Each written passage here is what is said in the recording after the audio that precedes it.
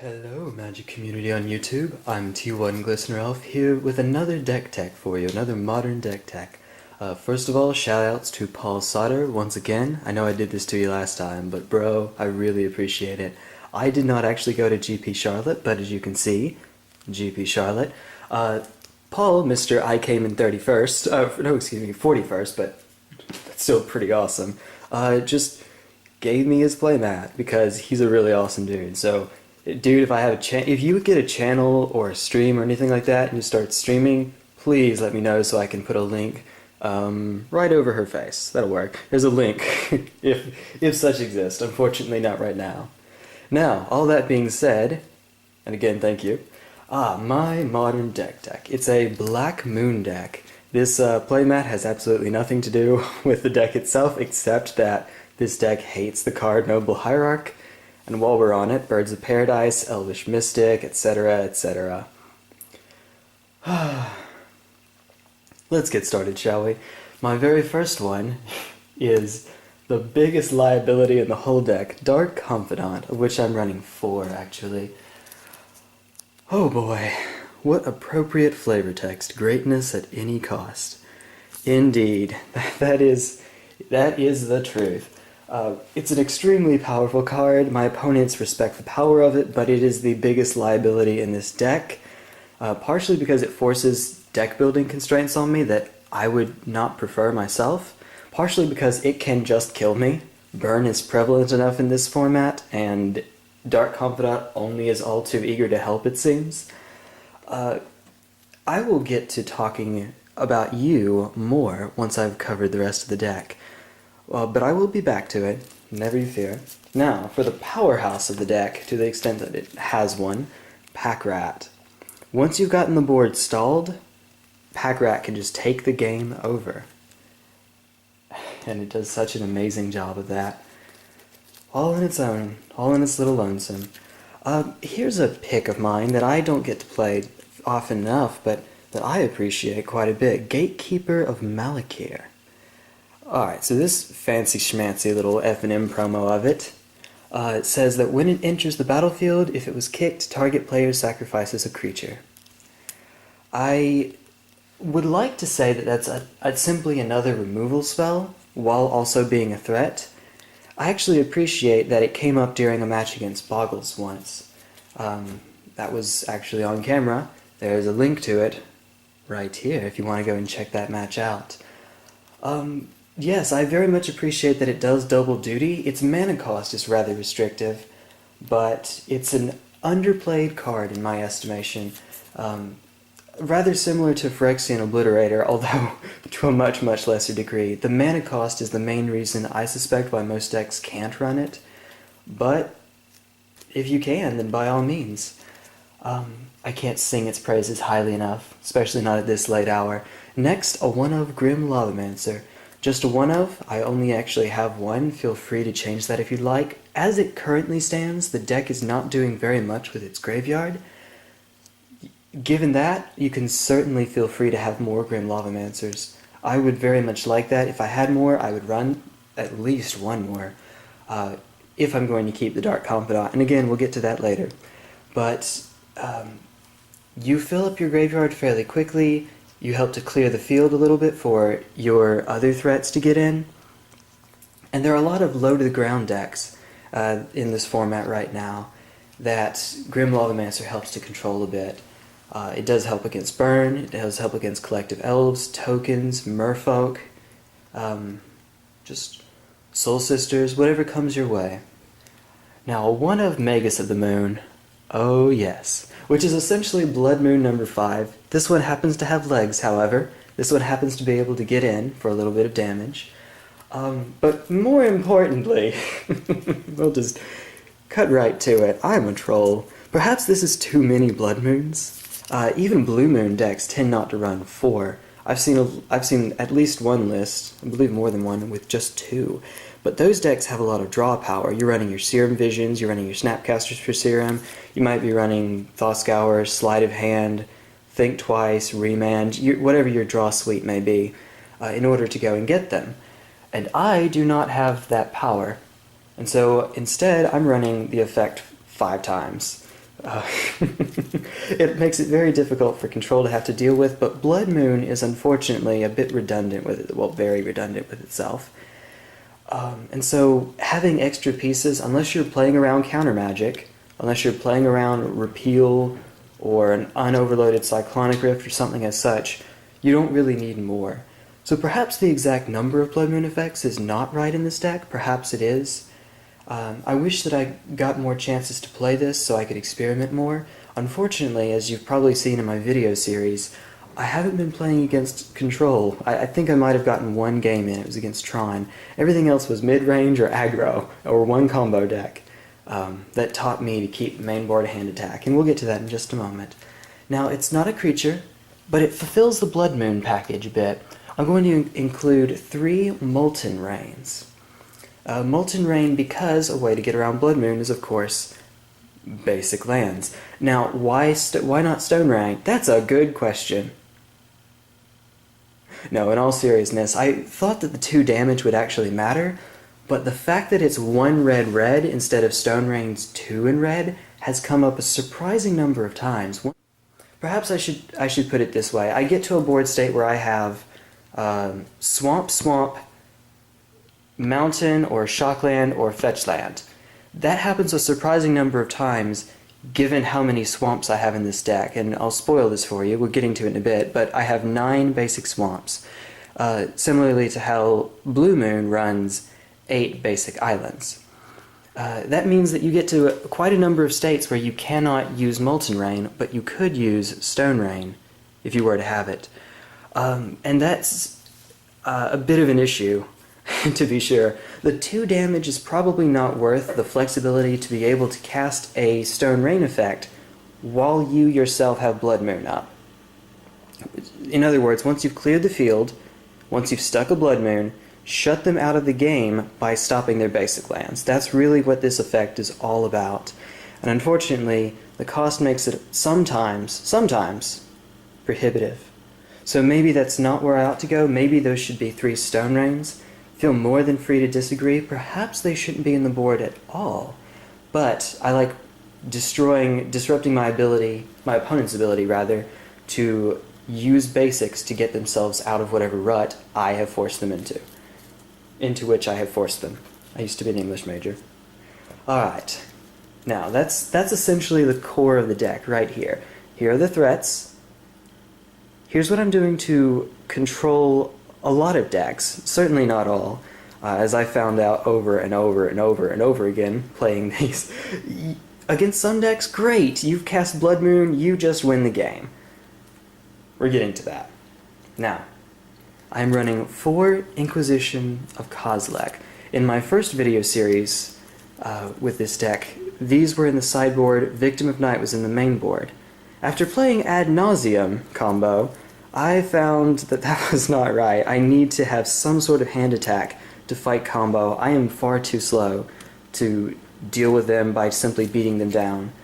And so Inquisition of Kozilek is in the main board. Why Inquisition? Why not, say, Thoughtseize? Bob is why. You are already dealing so much damage to yourself that Thoughtseize becomes especially painful. Especially since you can go, what's the classic play? Turn 1, fetch land, crack, shock, Thoughtseize. You're at 15. And then play Bob next turn. You are hurting yourself perhaps far too much for this deck. Next I have 4 lightning bolts. Do I really need to explain why? I'm trusting that you all are wonderfully brilliant people. You're watching one of these videos out. You're watching deck text to find out how a Blood Moon deck works. I'm assuming that you have some brains about you. You figure that out. Now this one, on the other hand, needs some explaining. Because it isn't just lightning bolt number 5. This is significantly worse. I like that it's a foil. I'm showing it off. So there's aesthetics. Ooh, check that out. But actually, let me get to my next one and you'll see why that is in there. I only own 2 Terminates.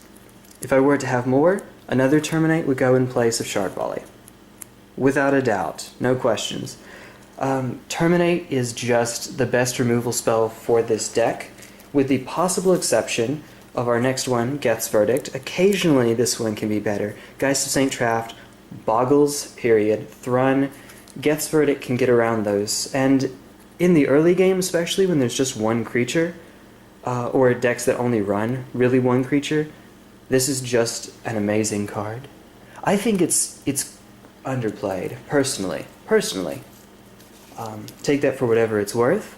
I expect a fair amount of Boggles when I go to a larger tournament because it isn't the most expensive deck in the world anymore with the Daybreak Coronet reprint. And lo and behold, it came up, actually, at our tournament just not that long ago. Next, a Mizium Mortars. Just one of. I do not have Wrath Effect. Okay, once again we're going to talk about Bob. I do not have Wrath Effects in this deck. I do not have Anger of the Gods, I do not have Pyroclasm, I do not have Volcanic Fallout, I do not have Damnation. Granted, that one is because I can't afford it. I don't have Drown in Sorrow. Because all of my creatures are itty bitty teeny tiny. Mizium Mortars gets around that a little bit by only hitting creatures that my opponents control, or creatures I don't control, when it overloads. Or just period for that matter. So it works around that restriction, but what I would prefer is something like Anger of the Gods to exile Voice of Resurgence, Kitchen Finks, get around a bunch of tokens, get around those Anafenza combo deck. I would very much like an effect like that. You can't beat a Collected Company deck by one-for-oneing them to death, as I'm finding out. Inquisition, Lightning Bolt, Shard Volley, Terminate, Geth's Verdict, those are all one-for-ones. And Collected Company is just going to say, I'll get 2 cards, and by the way, deal with them. By the way, they're probably going to be more powerful than you're going to be able to keep up with. Granted, Dark Confidant helps out with that a bit, but at the cost of life. Yes, you're going to be drawing more quickly, hopefully into more removal, but at the cost of your own life. Yes, you have Gatekeeper of Malakir, which is getting a creature and killing one of theirs at the same time. That's nice. You have Grim Lavamancer for recurable removal, but it's not enough, I would submit. And so we're going to be talking more about Bob in a bit. I run a Chandra, I want to say Chandra, Pyromaster. Just a Curve Topper. I think I've hit you twice off of Bob. That hurt both times, to be sure. Just something to deal with a single blocker so that I can just swing in with the team. It's a little bit of advantage being able to, in the late game, just potentially, I have ulted with you before. That was interesting. But being able to, I don't want to say it's another Bob effect, but it feels like another Bob effect. You're getting another card, as long as it's just for that turn. It doesn't cost you the life. Chandra can help you to get you out of those late game spots. I like it for fighting control because we actually get to keep up with their advantage potentially by using her 0 over and over again. It helps us to deal with mana dorks, which are a huge weakness of this deck. They play around Blood Moon and Magus of the Moon by not being lands.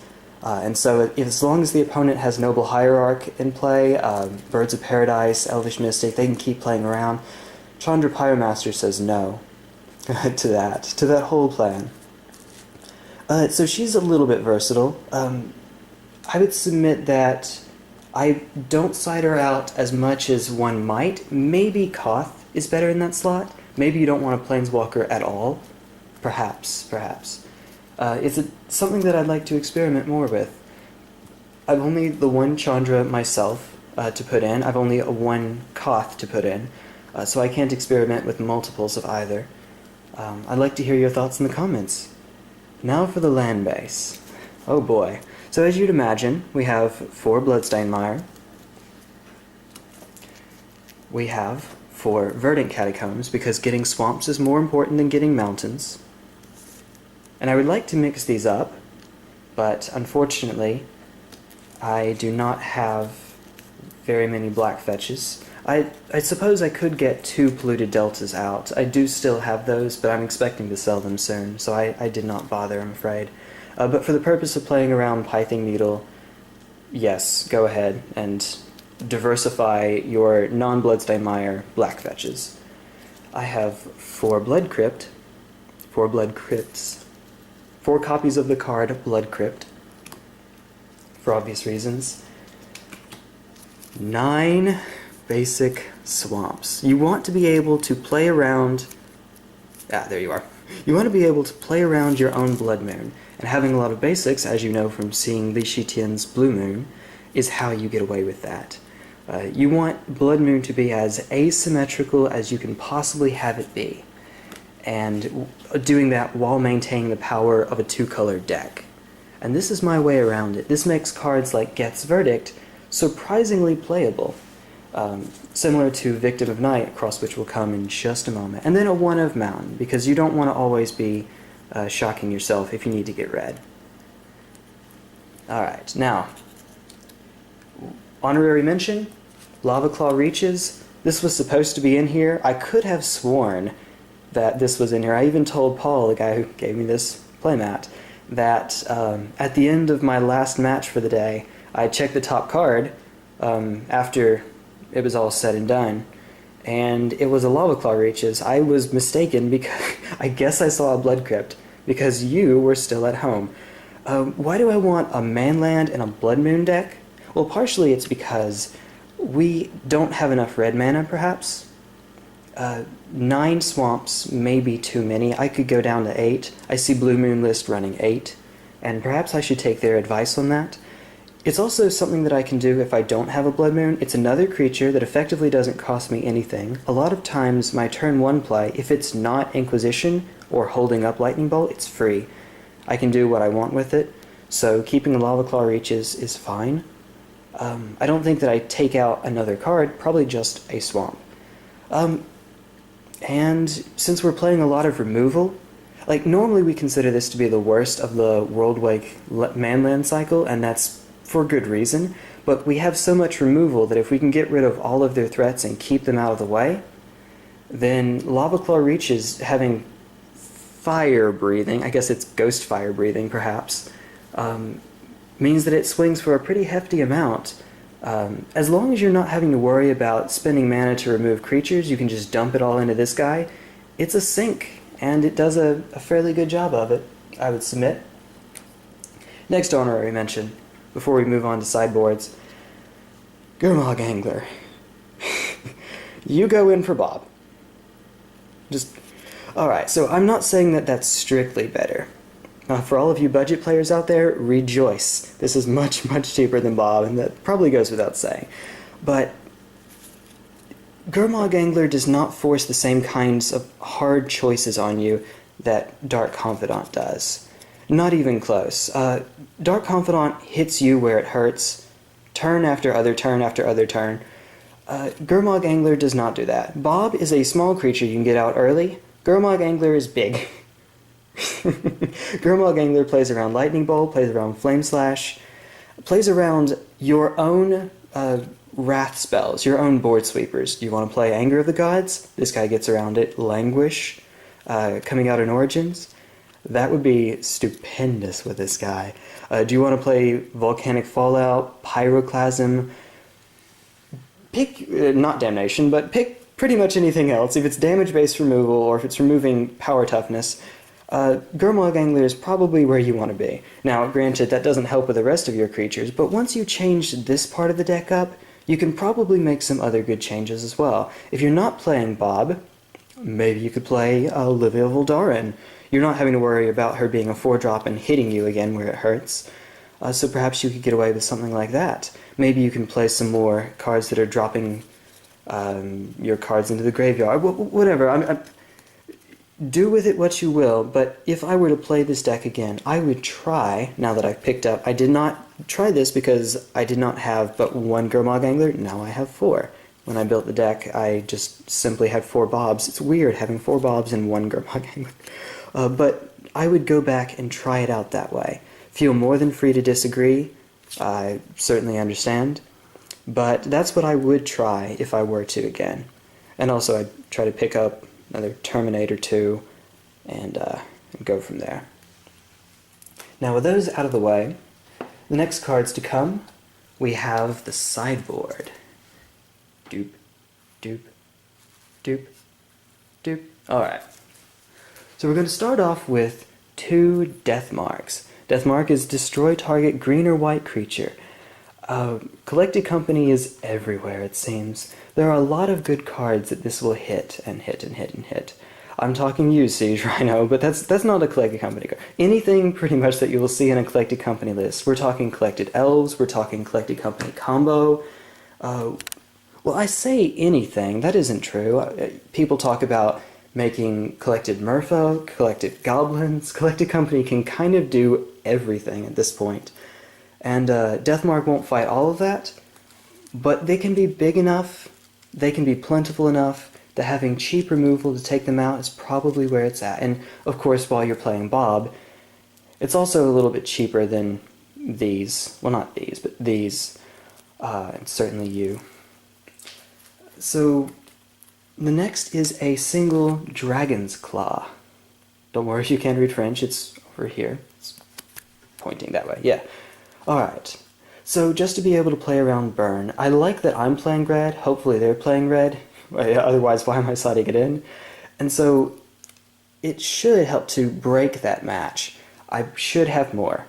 Your Burn match is terrible with this deck, especially with Dark Confidant in it, but this package right here typically does not do very much. Molten Rain, or Stone Rain, can be surprisingly good because of how few lands burn decks tend to play.